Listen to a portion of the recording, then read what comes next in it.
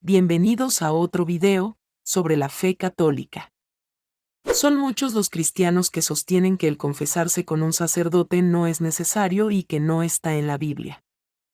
Vamos a recurrir a la doctrina católica para dar respuesta a esta interrogante. Primeramente, fue el mismo Jesús quien dio la misión a sus apóstoles, de perdonar los pecados.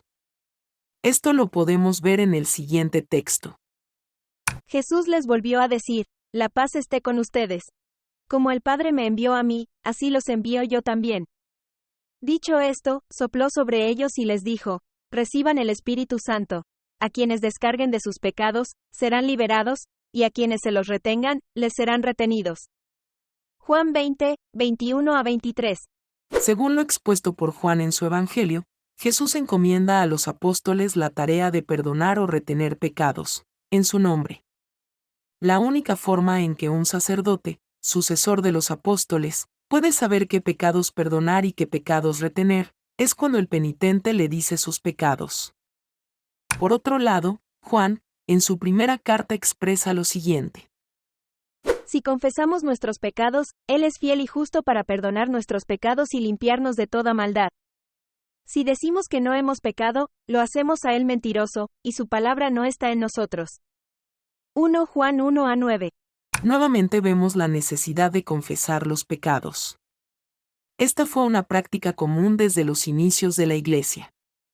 Con el paso de los siglos el modo de celebrar este sacramento ha ido cambiando, pero su esencia es la misma, la reconciliación con Dios, por medio de la absolución dada por el sacerdote al penitente. En esa misma línea, Santiago en su carta nos dice: Confiesen, pues, mutuamente de sus pecados y oren los unos por los otros, para que sean curados. La oración ferviente del justo tiene mucho poder. Santiago 5, 16. Vemos claramente que hay un fundamento bíblico, desde el mismo Jesús, para confesar nuestros pecados, con un sacerdote. En la doctrina católica, este sacramento está catalogado como un sacramento de sanación. El pecado hiere mi relación con Dios, con mi prójimo y conmigo mismo.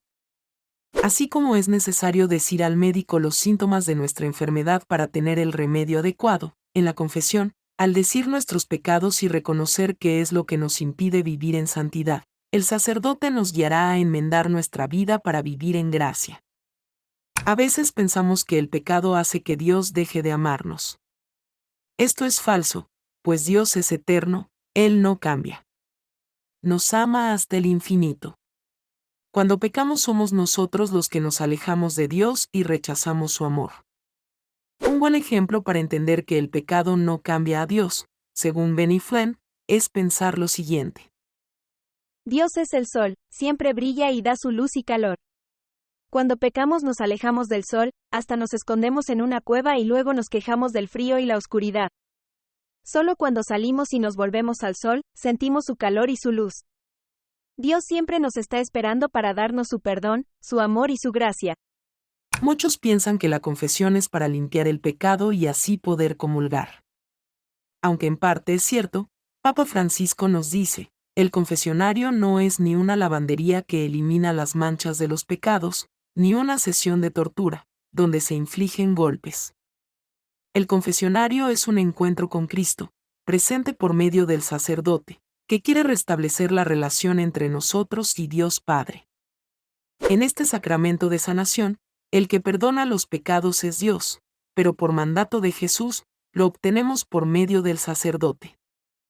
Agradezcamos la gracia de tener un sacramento que nos reconcilia con Dios, nos llena de su gracia y su perdón y nos permite vivir en santidad, para un día gozar de la plenitud eterna en la casa del Padre Celestial. Que Dios les bendiga abundantemente.